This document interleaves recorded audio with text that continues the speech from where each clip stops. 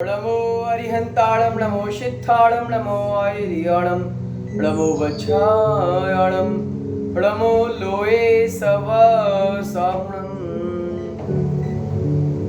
भगवान महावीर स्वामी की जय। जय हो। हमने पद्म पुराण के पर्व 26 में राजा दशरथ के बारे में जाना और अब हम राजा जनक और सीता के बारे में जानेंगे। विदग्धपुर का राजा कुंडल मंडित की कथा हम आपको बताते हैं। राजा दशरथ के पिता अनरण्य अयोध्या में राज करते हैं। सो यह कुंडल मंडित पापी गढ़ के बल से राजा अनरण्य के देश को कष्ट पहुंचाता है। जैसे कुशील पुरुष मर्यादा नष्ट करते हैं, ऐसे यह उनकी प्रजा को बाधा करता है। राजा अनरण्य के बहुत देशों कुंडलमती ने कई देश उजाड़ दिए। जैसे दुर्जन गुणों को उजाड़े, राजा के बहुत से सामंतों को भी मारा। जैसे कसाई जीवों को मारे और योगी कसाओं का निग्रह करे, ऐसे कुंडल मंडित ने अरण्य से विरोध किया। इस प्रकार कुंडल मंडित ने अरण्य से विरोध किया, अपने नाश का उपाय किया। यह राजा अरण्य के आगे बहुत छोटा है, फिर भी गढ़ के बल से पकड़ा नहीं गया। जैसे चूहा बिल में बैठ जाए तो शेर क्या करे। महाराजा अरण्य को रात दिन चिंता से चैन नहीं पड़ता था। आहार, शरीर की क्रिया भी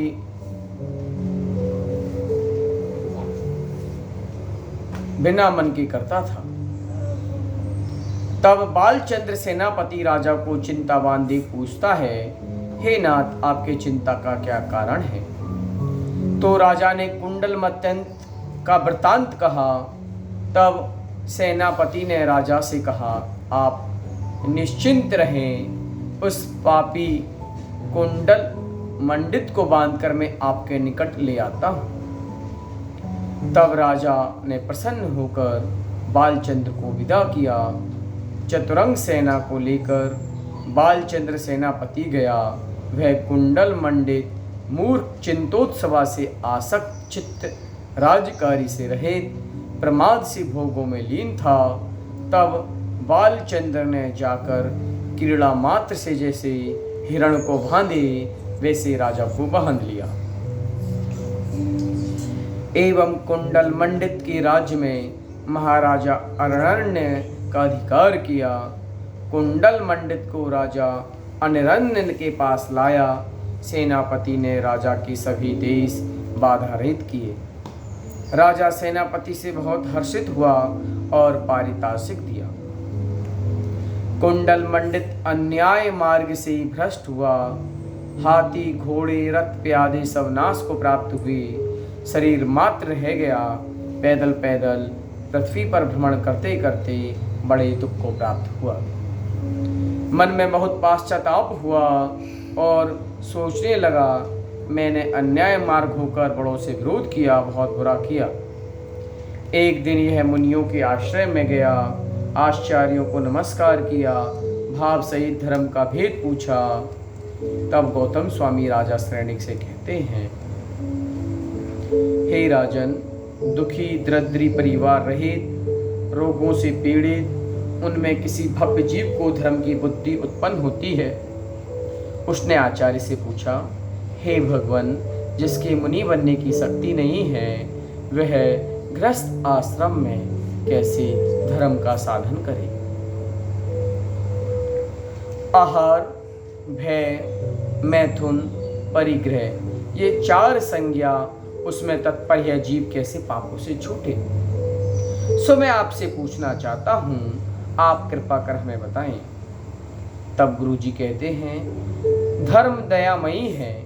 ये सब प्राणी अपनी निंदा कर गुरु के पास आलोचना करके पापों से छूटते हैं। तुम अपना कल्याण चाहते हो तो शुद्ध धर्म की प्राप्ति करो।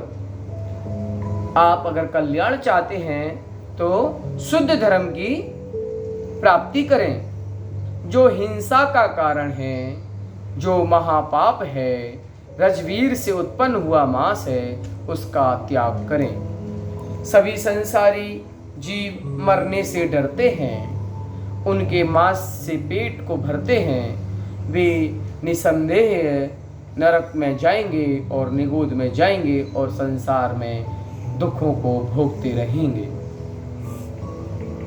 जो लोग मांस का भक्षण करते हैं, जो लोग मीट जीवों की हिंसा करते हैं और उन जीवों की हिंसा करने के बाद उस जीव का भक्षण करते हैं और नित्य स्नान करते हैं, ऐसे जीवों का स्नान भी व्यर्थ है। अनेक प्रकार के दान, पूजा, उपवास, क्रिया भी मांस जो खाने वाला जीव है उसको नहीं बचा सकती। वो निश्चित ही नरक में जाएगा, इसमें कोई संदेह नहीं है। इस जगत में सभी जाति के जीव पूर्व जन्म में इस जीव से कोई न कोई बंधु हैं। इसीलिए जो पापी मांस का भक्षण करते हैं वे अपने परिवार का ही भक्षण करते हैं। जो जीव जो दुष्ट, निर्दयी, पशु पक्षी, शेर, चिंता, हाथी, मृग आदि पक्षियों को मारते हैं, मिथ्या मार्ग में भ्रमण करते हैं, मद, मांस, मधु का सेवन करते हैं, वो निश्चित ही कुगतियों में जन्म लेते हैं। मांस जीवों से उत्पन्न होता है, वह किसी जीव में उत्पन्न नहीं होता है, वह पेड़ पौधों पर नहीं उगता है, कमल के समान जल से भी नहीं होता है, अथवा अनेक वस्तुओं के योग से जैसे औषधि बने वैसे मांस की उत्पत्ति नहीं होती है। दुष्ट जीव, निर्दयी पक्षियों को, मृग को, मछलियों को, भेड़ को, बकरी को, भैंस को आदि अनेक प्रकार के जीवों को जो भोजन करते हैं वो कुगति में जन्म लेते हैं। मांस भक्षण